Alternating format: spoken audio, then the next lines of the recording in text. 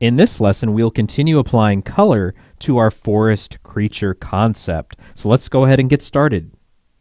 All right, so in the previous lesson, we began blocking in color onto our grayscale forest creature concept. And in between lessons, I made sure to name each one of these different layers so you can easily come back through and just uncheck or recheck the visibility just to see what we've done. So I just started out with that base color, something kind of earth-like, something with a little bit of brown and green in it. And then we just started focusing on different areas such as the rock, moss, horns, some warmer colors into the mouth and eyes, and then a little bit of color into the bark as well. So we want to continue on basically unifying all of these colors together. And we've basically been using color mode and soft light to really lay these colors in so that our values are preserved. Okay, so I'm going to go ahead and make a new layer. And once again, we'll copy up that layer mask by clicking on the layer mask thumbnail, holding down Alt, and dragging it up. Okay, so I kind of want to focus on some warm and cool colors into our shadows and highlights. One thing to know is that there's a lot of color in light itself. And so let's go ahead and start off by focusing on just adding some cool color into just some of our shadow areas.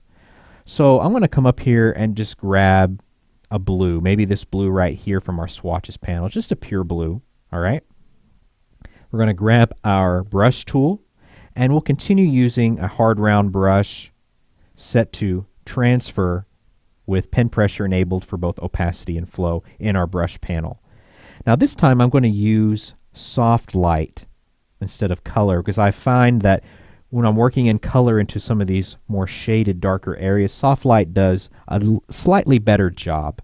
So let's go ahead and we'll scale up our brush. And I'm just kind of working in some of this blue into some of these just kind of darker areas. So these are just kind of adding a little bit of cool color into these darker kind of shadowed areas. So basically kind of cooling down some of these really warm colors that I have down in here, especially in that green.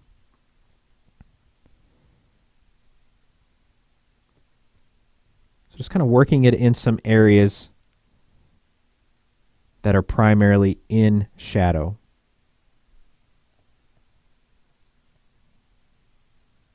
Kind of right underneath the horn here. In the horn itself.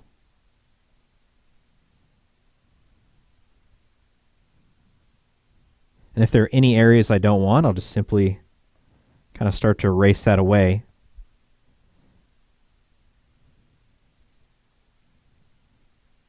A little bit down here in that goatee, moss goatee that he has, which I think is shaping up nicely.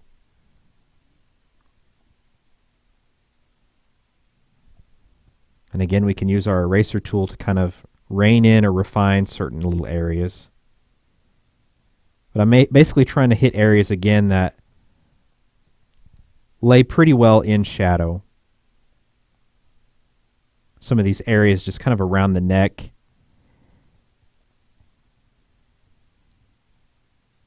Okay, let's go ahead and make another layer. All right, we're going to focus on adding just some warm colors into some of the more highlighted, well-lit areas. So once again, we'll go ahead and click on the thumbnail, that layer mask, hold down Alt, and copy that right on up. Okay, and we're going to continue to use soft light. So I want to bring in just some warmer highlights into, some warmer color into these highlights. I'm going to start off by just grabbing kind of an orange. And I'm kind of imagining the sunlight kind of hitting him. So I'm just kind of warming up basically just some of these different areas where we got some pretty strong highlight.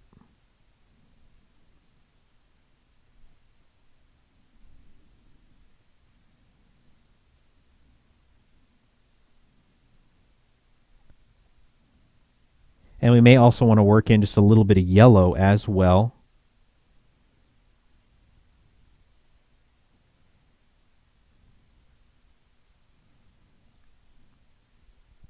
Grabbing some orange once again.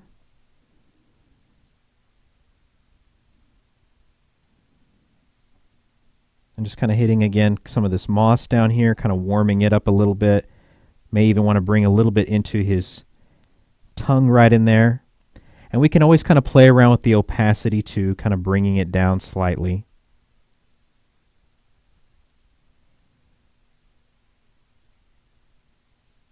And we can start to kind of make comparisons as we go.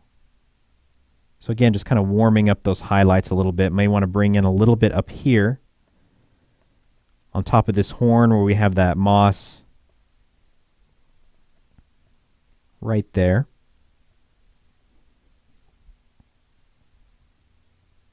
I'm just making, again, some comparisons, kind of zooming out as well. And I'm liking where that's going. Now let's go ahead and make one more layer. We'll go ahead and click on the thumbnail of our layer mask, once again copying that up.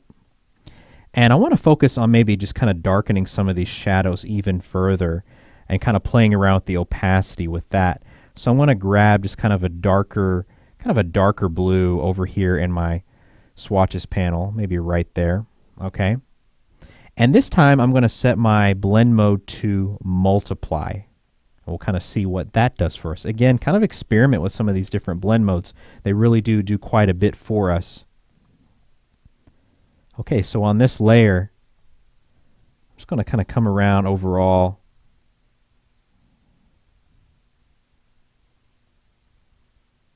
I'm just kind of hitting, again, some of these darker areas. Kind of putting them further in shadow. Again, adding just some more blue into those shadows. We'll kind of zoom out there as well.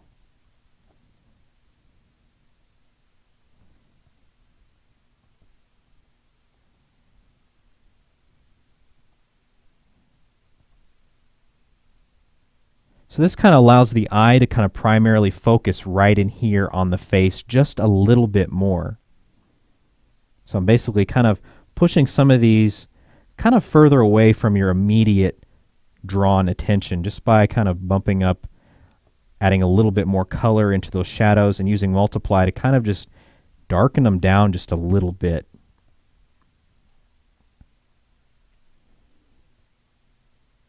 So I'm kind of imagining him being surrounded by trees. He's in the woods or in the forest or in the jungle, whatever you want to call it.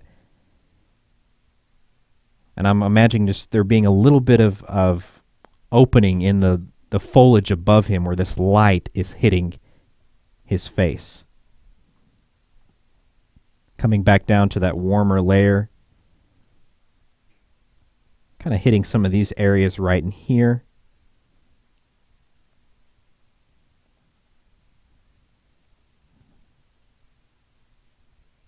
Working in just a little bit of orange and a little bit of yellow as well. So that's looking really nice.